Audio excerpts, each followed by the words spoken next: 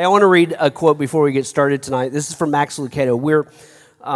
We're in what traditionally, for the past 2,000 years, has been called Advent, which Advent simply means coming. So we're in the first Advent. We're celebrating the first coming of Christ, and we live in between two Advents, the first one and the second one, which is the second coming of Christ. And so what we wanted to do last week and this week is really kind of dissect the Christmas story and help you see it from particular angles and some things that you may never have thought of before, because Chad and I are both a big believer in the Bible being one story, one narrative that's pointing us towards Christ, pointing us towards that first coming. The histories, the prophecies, the Psalms, the wisdom literature is pointing us, driving us to Christ, and Pastor Chad will point some of that out tonight. And then in the after the Gospels, everything's pointing back to Christ. He did this, and he's coming again. And so I wanted to set it up before I ask you some personal questions tonight with this quote. This is by Max Lucado. If I could write like Max Lucado, my life would be great. Here's what he says. My life is great. My wife and kid, one of my children are here. They're like, wait, it's not great? Yes, it's great. Get saved. It would be better if I could write like him. The omnipotent, in one instance, made himself breakable. He who had been spirit became pierceable. He who was larger than the universe became an embryo. That's the story of the incarnation. God becoming flesh. That's the story of the first Advent. And so we'll be diving into that today and asking, letting Pastor Chad dive into his favorite story. But before we get there, I wanted to have a little bit of fun and ask him a few questions. I may chime in myself, but it's all holiday themed, okay? So think hard, and you can whisper to your neighbor what your answer is. But Pastor Chad, what is your favorite holiday food? So my in-laws, every year for Christmas, we don't do, in the South, Thanksgiving and Christmas are almost the same. Like the traditional spread, I'm assuming it's the same way here, I don't know. But it's like kind of the same classic holiday food, you just get it twice. And so my wife's family just kind of got sick of turkey in the past 2 months. So like we like totally mix it up at Christmas, and we'll do like pizza bar and breakfast bar and taco bars and all this kind of stuff. But if I don't look at just Christmas, of like a holiday, my favorite has to be the top notch is a turkey from the honey baked ham. Any honey baked ham fans? We couldn't afford that either, Chad. Y'all didn't do honey baked ham? Honey baked ham, it's worth the drive to Fresno because Fresno has one, and get you a honey baked ham. It's phenomenal. So that's your favorite, honey baked. I'll lend y'all some gold coins. A honey baked turkey from the honey baked ham. Bingo. Okay, all right. Let me ask you your favorite holiday food. I'm appreciative of just bread and peanut butter, because that's what I grew up as a child. And lukewarm milk. And no, I was allergic to milk too, so thanks for that. Maybe a warm Sprite. So what would be my favorite holiday food? What's like the go-to for me? I'm trying to think. What's the thing that, for Rachel, it's hot chocolate. Anything that has to do with chocolate being hot, she's all into that. For me, man, I don't even want to say because I've given you such a hard time over the past week or so. My dad always smokes a prime rib. So I love my dad's prime rib that he smokes every Christmas. I want to know what you were going to say. No, prime rib, because prime ribs, I know it's kind of cheap food for you, but for us, it was a delicacy. What's your least favorite? Green bean casserole, hands down. Okay, show of hands. We need to take a poll right now. Who loves green bean casserole? Okay. Now, who's going to heaven? All right, the rest of you. Wow, it's a 50-50 split here. Here's what I don't like about Christmas or anything holidays. It's how people trick up food. You know what I'm saying? Like they'll make some sort, and if you make this, I apologize in advance. But they'll take broccoli, and then they'll take like a gallon of mayonnaise, and then they'll take cheese, and then they'll be like, hey, let's put some fruit in there. They'll throw fruit in there and then be like bacon bits and be like, voila, welcome to my casserole dish. And I am not having any of that. I will mix it around on my plate to make you think I ate it, but I'm not eating it. So I don't like anything that's... How many love like the weird mixtures of foods during the holidays? Some of you, my wife's included. That's just... And she never gets them at our house. She'll get them at my mom's house or her mom's house. Okay, what's your favorite Christmas song and why? Hands down. At Christmas time, I think the male vocal style is called a crooner, right? Like the Sure. Like all the Michael Bublé, Michael that Bublé, kind of guy? Nat King Cole. So my favorite song is the Christmas song, which is chestnuts roasting on open fire, but kind of in that crooner, kind of raspy. Mine's a little bit more spiritual. Of course it is. Mine's Oh Holy Night. It really is. It is my, like I can listen to that morning, noon, and night. If you want a great rendition of that, if you go to Church on the Move, which is a church in Tulsa we always go to every Christmas Eve, Church on the Move does the best rendition of Oh Holy Night, and they have it on iTunes. And it's I listen to that year round. What's your least favorite song? Least favorite song is Little Drummer Boy. Oh, wow, that was... Wow. Some of you like that? Yeah, You do know it's not biblical, right? yeah, there's just a random percussionist who Because walks... a baby sleeping in a manger doesn't go well with a small toddler playing a drum for him. Mary would not have had that, or my wife would not have had that. My least favorite is Christmas Shoes. Have you ever heard that one? Here's the premise. Unpack it for us. Okay, here's the premise of the Christmas Shoes song. A little boy's mom is dying in the hospital. And he goes throughout the city to try to find her shoes without any money. So first of all, that's just bad. Like, boy, be beside your mom as she's dying, right? Number two, kid takes the money to the shoe store to buy it. If you're going to do it right. But it's one of those songs that's just like, it gets stuck. It's like a worm in my brain. Yeah, don't, because I'll be doing that the rest of the night. It's my least favorite song. Somebody shout out their favorite Christmas song real quick. Oh, great! wow. Thanks for the participation, guys. Participation. We'll see you next week.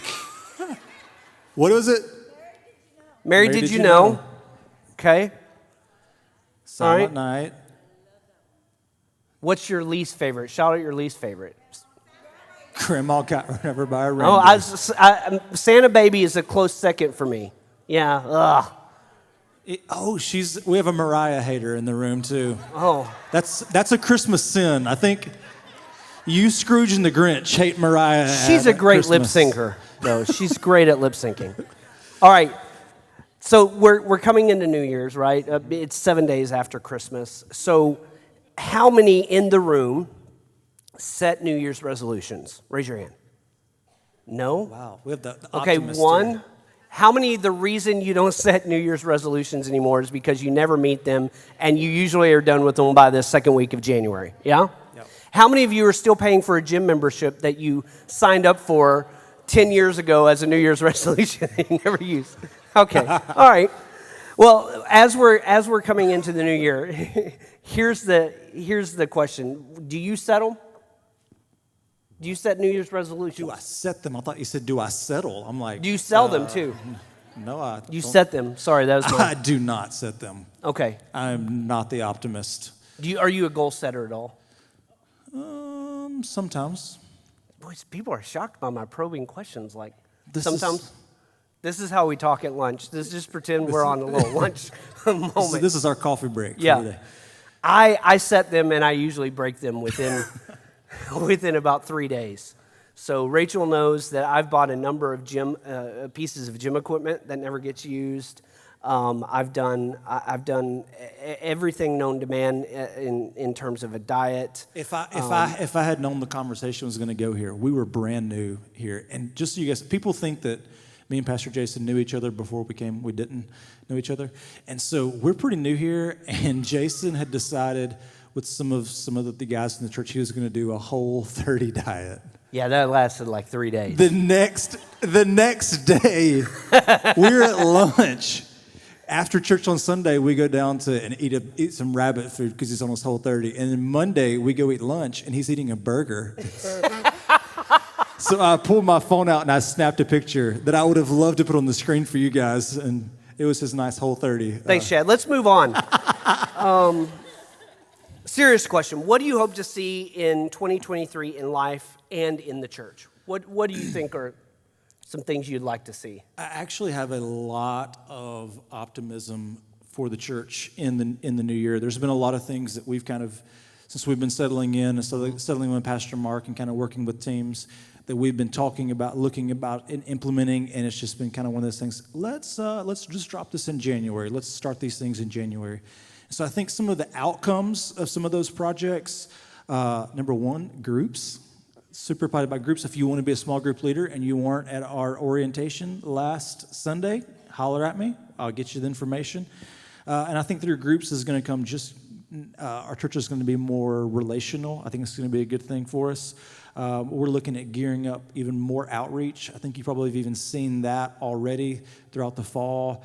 Pastor Kyle and his team have been doing an incredible job with lots of outreach and making sure that we are outreach centered, that we're not just here to kind of be the church inside the four walls, but really be driven in the community. I'm excited to see some areas of some programs that have some deeper discipleship that are coming. And I think that you'll probably see in the new year that we're going to be making space for kind of encounter moments. So the new year for me and some of the new things that we've been kind of dreaming up and working on, I have a lot of excitement walking into the new year for Visalia First. What about Awesome. you? 2023, I hope the Dodgers win the World Series. I hope the Sooners go to a better bowl game in 2023. And thank you for that singular clap. And then from a serious standpoint, the church side, we will launch the college officially in the fall of 23. We're going through our pilot program right now. And in the spring, we'll have 12 to 15 students. We have a student in Mozambique. We have a student in Oklahoma. We have several that will be on campus. So I'm looking forward to that because we have a drought when it comes to ministers in Southern California and in this region.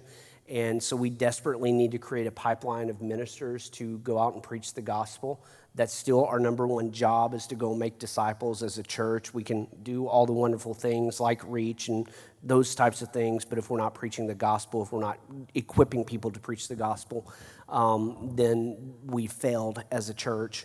So I'm looking forward to starting that. I am looking forward. I'll mention a little bit more, but we are starting a new series in January on Wednesday nights called Heaven and Hell and the End of the World. So that's going to be pretty cool. I'll be going about 7 weeks through that. The encounter nights that we'll have on Wednesday nights where people can really get in touch and feel the presence of God, because God still shows up in a real and tangible way in our lives. We're not just people of the book, we're people of the Spirit as well. And so, yeah, there's lots of things. My daughter's going to be a junior in 2023, which frightens me to death. So we'll start doing college visits at some point, maybe. She's lucky. So lots of cool things coming from a church side, from a personal side. You have something personal coming in 2023 as well. Yeah, we'll have our 4th boy in April. So we will take all the prayers for that. Little Jason Dean Lashley. So that is, 2023 will be an eventful and fun year. So it's awesome. Gonna be great. Well, the reason I wanted to bring up New Year's along with this talk of Christmas is because oftentimes we read the Christmas story in this singular moment. The Mary and Joseph are delivering the baby. The shepherds come, and quickly after the shepherds come the wise men. Well, that's not actually true. The wise men showed up somewhere between 1 year or 2 years after the birth of Christ, according to the Jewish historian Josephus. And I know that the wise men, that story about these men from the east might be your favorite part of the Christmas story. So I wanted you to unpack it for us and tell us a little bit about it, some insight from the wise men, if you will. Yeah. So again, me and Pastor Jason are real kind of similar, like I talked about last week, in our nerdiness when it comes to just seeing the intricacy of Scripture and how it is all attached. I went to Southeastern. I was born and raised at, I think, like 2 years old. My parents were radically saved, and we were Sunday morning, Sunday night. That was back in the Sunday night days. Sunday morning, Sunday night, Wednesday night. My tail was at the church. Okay, I was raised in church, and it was not, sadly enough. This is I don't mean to like throw any shade on my pastors or leaders. They're great people, but it was not until I went to college. And I took in one semester a New Testament survey and Old Testament survey that I really understood how the Bible was one story.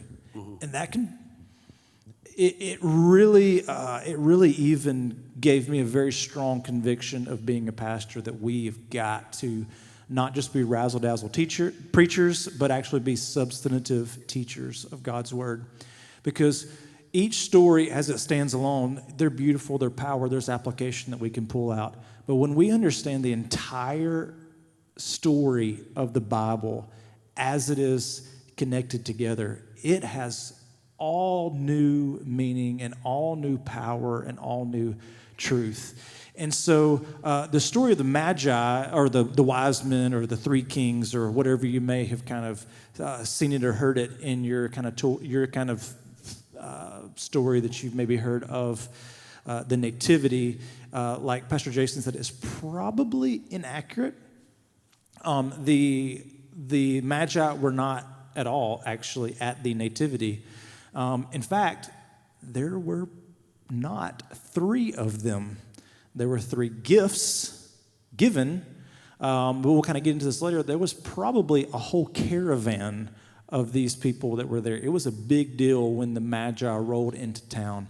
And so we're going to look tonight at the story of the Magi, kind of hop Old Testament, New Testament, and really talk about who are the Magi and how in the world did they end up finding Jesus. So if you have your Bibles, I'm going to be hopping through some scripture tonight. So it may be better if you're a note taker to take notes. Maybe you want to review this later. But Matthew chapter 2, beginning in verse 1, it says this: Now after Jesus was born in Bethlehem of Judea in the days of Herod the king, Magi from the east arrived in Jerusalem, saying, Where is he who is born King of the Jews? For we have seen his star in the east and have come to worship him.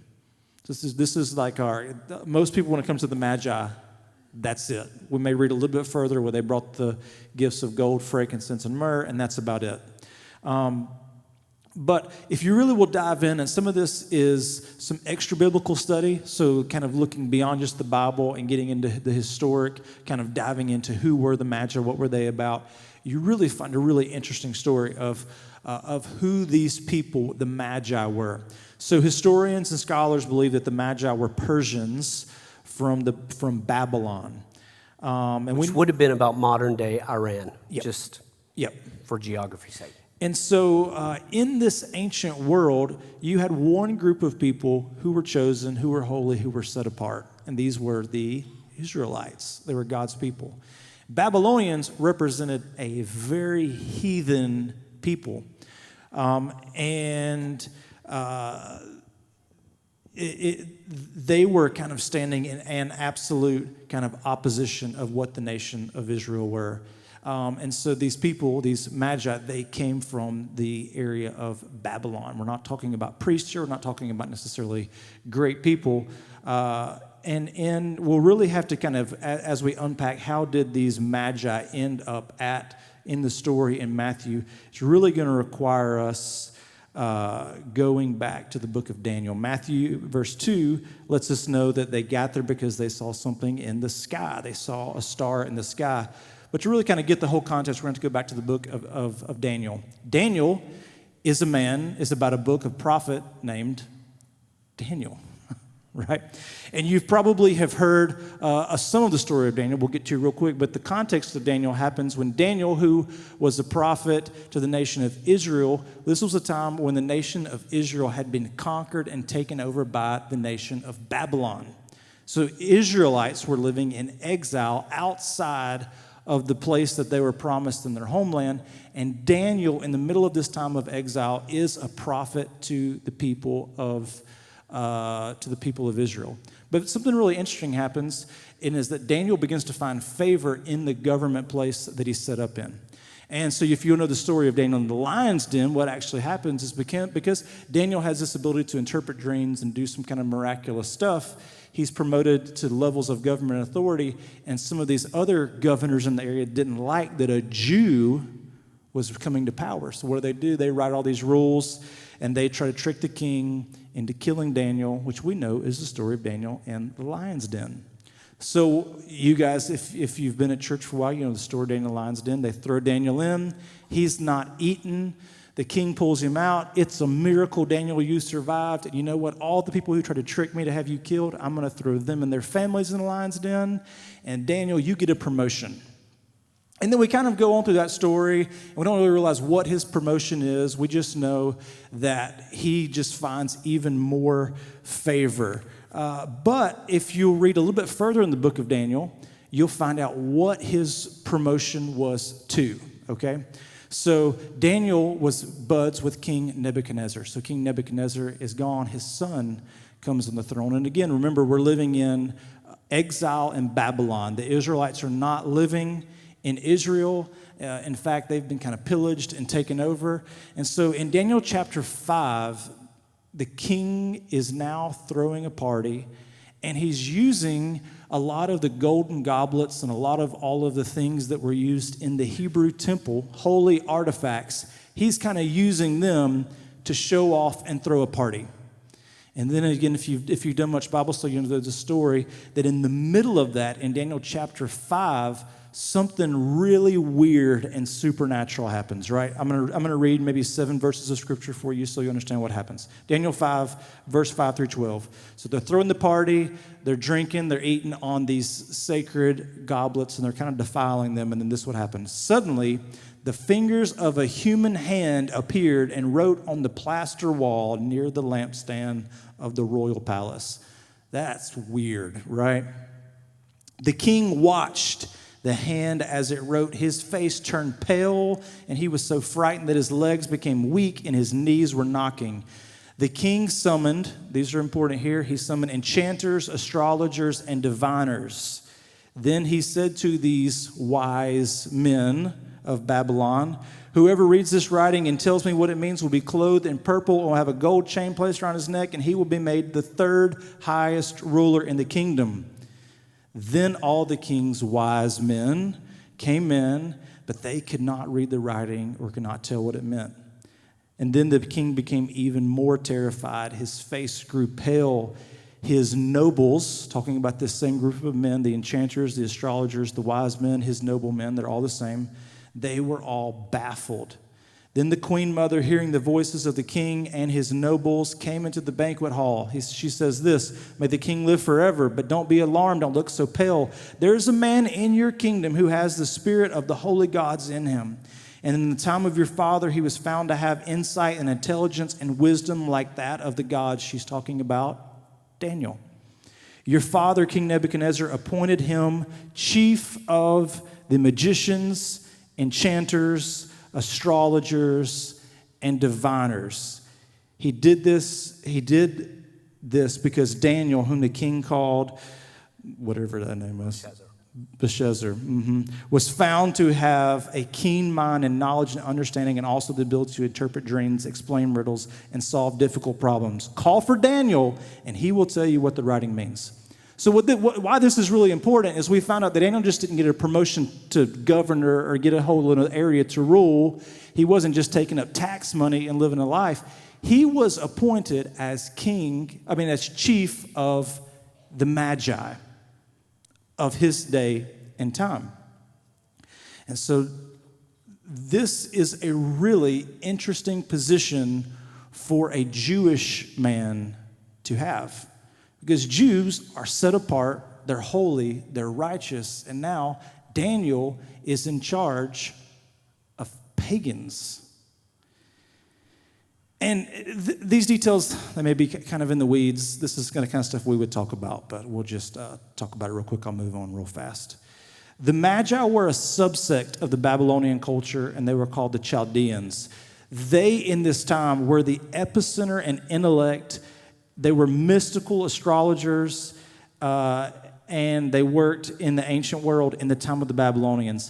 And this is what they did. They used their knowledge of of stars. They did ancient magic to create this kind of elusive and this kind of intriguing persona in the ancient world. So people saw the Magi as these men of great intellect, of great even sometimes supernatural ability, and this was super appealing to kings. When kings had a big decision, they would summon the Magi in to use them as advisors in their day, because these men seemed to have abilities and seemed to have knowledge that the common man didn't have. Another one of the things that the Magi would do is they would travel all across the ancient world because they had such a connection to royal courts. They would travel all across the ancient world and they would visit newborn nobility. And so the Magi were like they would travel like in big family groups. We're not talking about 3 or 4 men. There would be a whole caravan of Magi and their families that would travel across the ancient world, meeting with nobility, working as advisors, and meeting and honoring newborn nobility. They would do things that we would even consider today as sorcery. Again, these were not just smart men and educated men.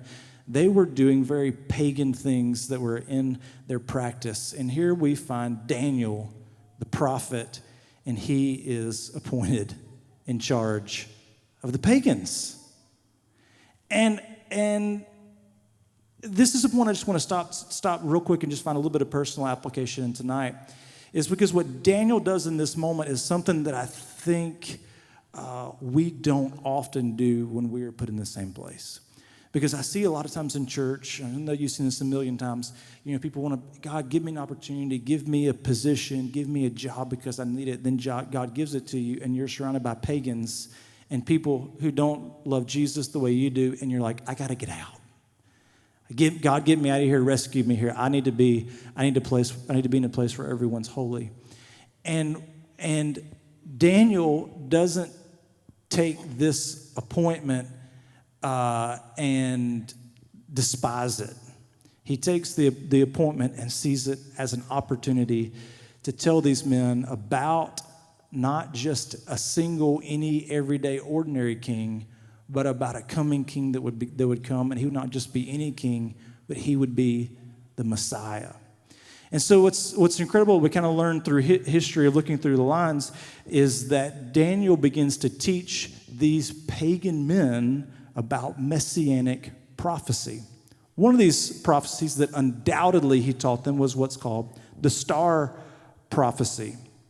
And we have to remember again how important at this day the people of the ancient world that would have known anything about stars would have been the Magi.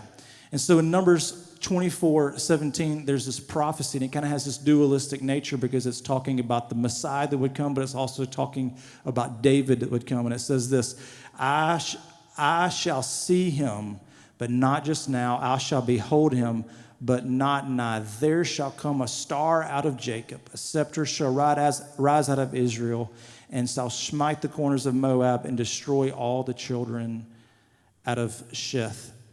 And so there may be some of you right now that think like, okay, we're getting on a little bit of stretch here right now. But here's another proof that I want to tell you that these pagan men, Magi, were aware of messianic prophecy, and we're looking for a sign. And in Matthew 2, like we talked about earlier, this is kind of the story of the Magi as they are talking with Herod. It says this, after Jesus was born in Bethlehem during the time of King Herod, from the east, they came to Jerusalem and asked, where is the one who has been born King of the Jews? We saw his star when it rose and have come to worship him. Herod, he's a real jealous king at the time. He's disturbed, and all Jerusalem was with him, when they had called together the people's chief priests and teachers of the law, and he asked them where the Messiah was to be born. The Magi answered him, and they said, in Bethlehem in Judea, for this was what the prophet was written. So the Magi are telling Herod that the baby, the Messiah, would be born in Bethlehem as the prophecies were told. So this gives us such an incredible piece of understanding, is that the Magi were aware of Jewish prophecy of a Messiah. And they came from all across the ancient world to visit him, as was their job. And this is why it's so important. Pastor Mark had shared with me, and I just found it before the service, so I want to share it with you today. This is Josh McDowell, and he is a apologist.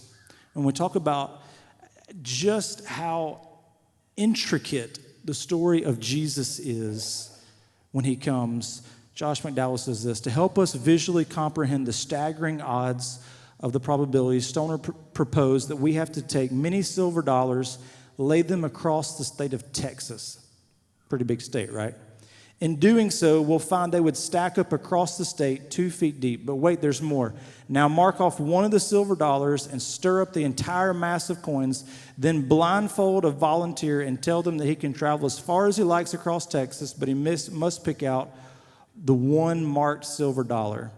That would be how difficult it would be for one man to fulfill the 300 prophecies that are in the Old Testament about Jesus being the Messiah. That's what the odds would be. And Jesus fulfilled all 300 prophecies in the Old Testament. And so what I love about the story of Jesus and the Magi is that it was not something that happened on accident. Centuries before, in a dark place for Daniel, in a dark place for the nation of Israel, when they were in exile, God appointed a man in a bad place. And he was obedient. And he taught other people around him who didn't believe what he did. He spread the news of not just any king, but the king that would come. There would be a star in the east. We talked about last week how the shepherds had a sign, right? And the shepherds, when the shepherds saw the baby wrapped in swaddling clothes, it meant something to them that it didn't mean to everybody else. You know, sometimes we see the Christmas story and there's all this speculation around the star, and this is all speculation. But there was this bright comet, right? Where a lot of people believe that the Star of Bethlehem was not necessarily some super bright comet. If it was, then anybody would have been able to follow the star. But some people believe that maybe it was just a simple sign only to the Magi. That it was a new star that came. Maybe it wasn't for everybody, but it was a sign to them that where if they would follow this sign for them, that they would find a king. And he wouldn't just be a king that would reign in the halls of government and that was still on an earthly throne, but he would be a king that established the kingdom of heaven on earth. And so what I love about the story of the shepherds, like we talked about last week, is through this kind of prophecy, we're seeing that he is the sacrificial lamb for us. And then through the story of the Magi, we see that he is the sacrificial lamb through them, but he is our reigning king, which begins to tell us that he is triumphant over every single thing. And probably my absolute favorite part of all of that kind of just information that maybe you find interesting, maybe you don't, is the fact of the nature of who these men are. The Magi are Eastern practicing sorcerers, astronomers, astrologers, practicing ancient magic. They're not holy men. They're not priests. And from the beginning of Jesus' life, we see the kind of people that he draws to himself. That Jesus, from his youngest age, is not drawing the temple priest, is not drawing the nobleman, like we often think about this story, is that these are three kings. He's not drawing the kings and the perfect people. He's drawing pagans unto himself. He is drawing people that wouldn't fit in our Christian church cultures that we have today. But even from the beginning of who he is drawing pagans to himself to worship him and declare that he is the king. And so that is probably those kind of points of application for me. Like if I'm Daniel, if I'm dropped into a situation that is not what I would want it to be. If I'm in a workplace where it feels like everyone is unholy around me, am I there to fulfill the purpose God has for me, or do I just want to get out? Daniel understood that he had a purpose and he fulfilled it. And it was a purpose that brought about the recognition of Jesus as king, as the Messiah. And then the second thing is for me remembering that, Jesus is not drawing the best and the brightest and the shiniest and the greatest. He's drawing the broken. He's drawing the sinner to himself. And that is one of the most beautiful probably parts of the story to me, is that there's room at the feet of Jesus for pagans. Yeah. And I love that. Yeah, the story itself, the whole Bible, there's no mistakes in the text. People can argue about it. They can go, well, how do we know, and all this kind of stuff. I'll make a connection point.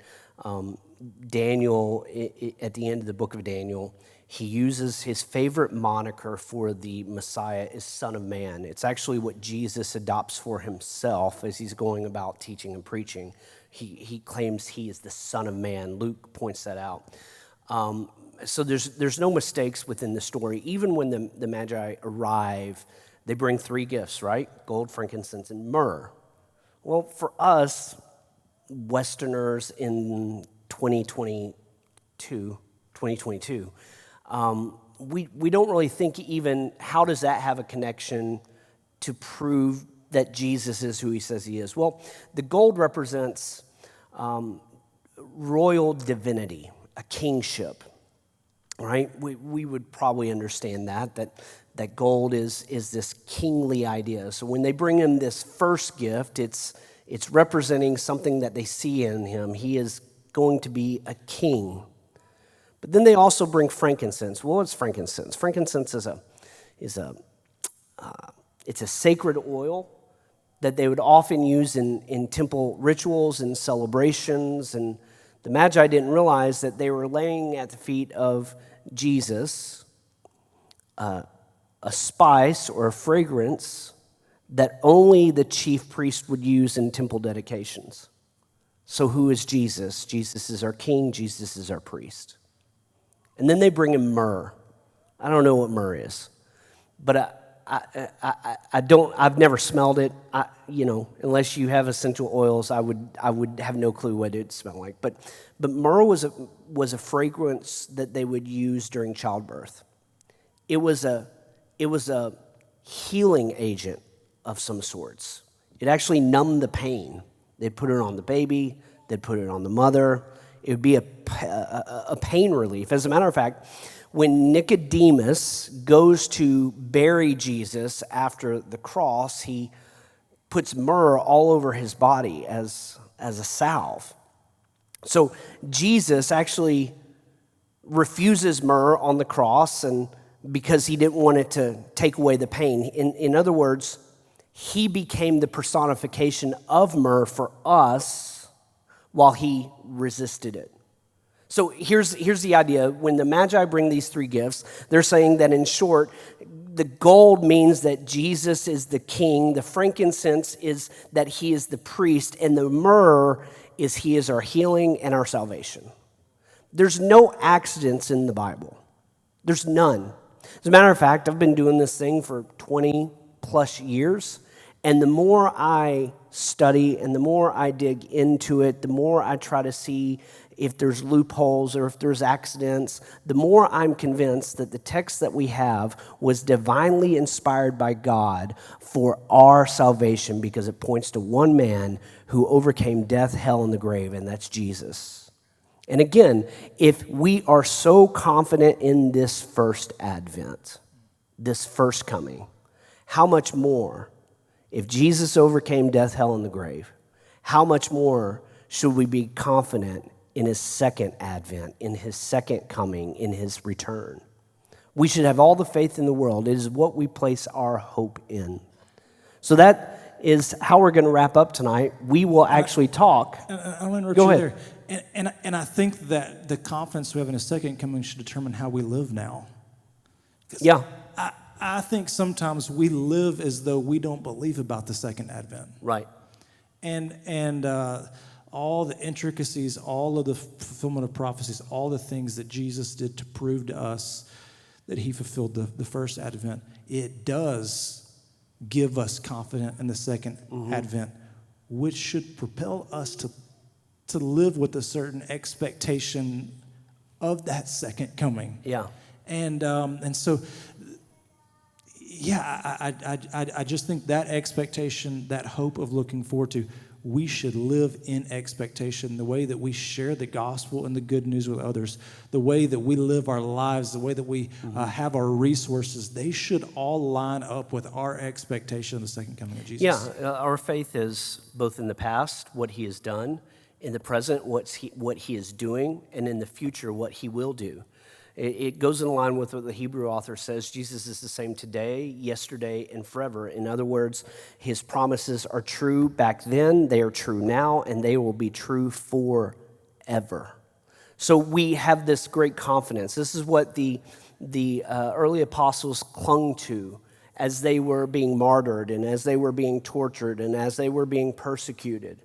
They clung to the fact that they had seen a resurrected king who raised himself from the dead. They rested in the fact that they saw him ascend, and they were confident that he could come back at any moment. This is our great hope. We don't fear death. We rejoice in the fact that we will be with him for an eternity. So with that, we're going to close in prayer. But I'll remind you, we'll be talking about the second Advent, the return of Christ in January, so you don't want to miss it as we start back in January. What's that date, Chad? It's January 14th. That's it. There we go. I was just making sure you knew. Yeah. Hey, I do want to give just a few kind of updates and reminders about things that are happening, since this will be our last time that we meet through the end of the year. We have got our Christmas outreach. I'm going to pronounce this wrong. Someone correct me. Crowley. Boom, I did it right. In the past, we've always had the Crowley Christmas, and we've called it that because we've adopted this Crowley Elementary School. We provide opportunities for families to come from that school and receive gifts that everyone here at Visalia First has bought and donated for parents to come. Here's what we do, and we sell these things for like super dirt cheap. And what you'll find is when parents have the ability to buy something, it keeps a little bit of dignity for themselves. And so we have these gifts, and we'll set up a store, and we'll sell stuff, $20 or $30 gifts that you guys may have bought and donated for like $1. This year, we've done this for years. If you've been to church for a long time, you'll know that Crowley Christmas was kind of a household name from around here. This year, if you've noticed, that has been expanded, and we're actually including 3 schools right here in Visalia.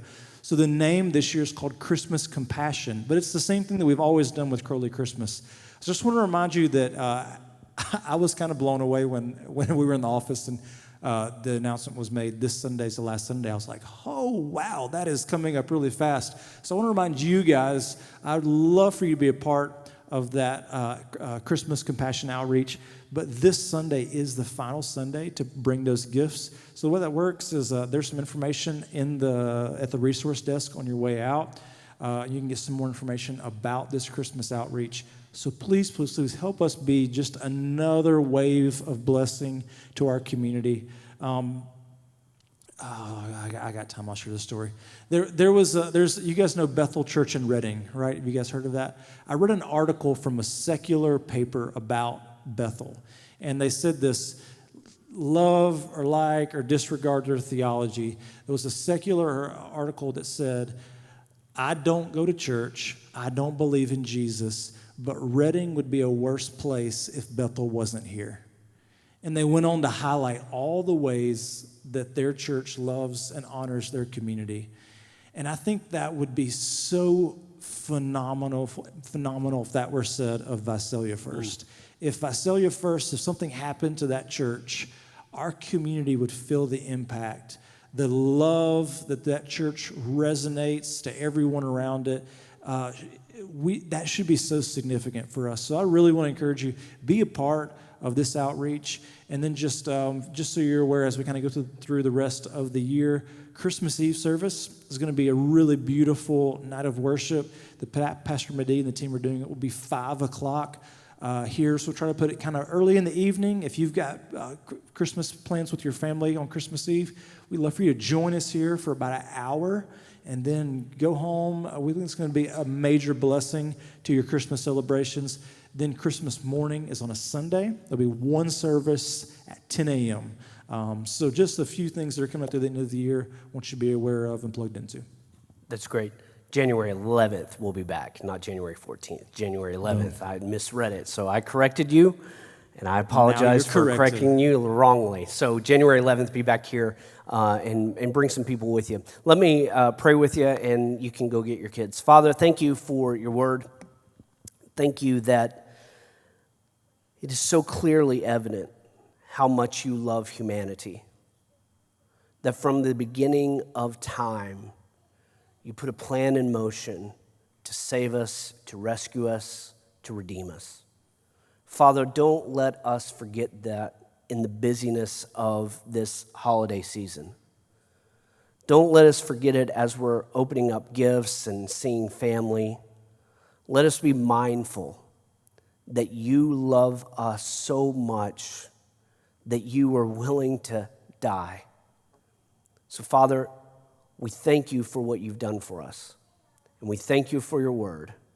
I pray that we have the opportunity this Christmas season to encourage somebody with that word, to bless somebody with that word, and to win some people with that word. In your mighty name, amen. God bless you. We'll see you Sunday.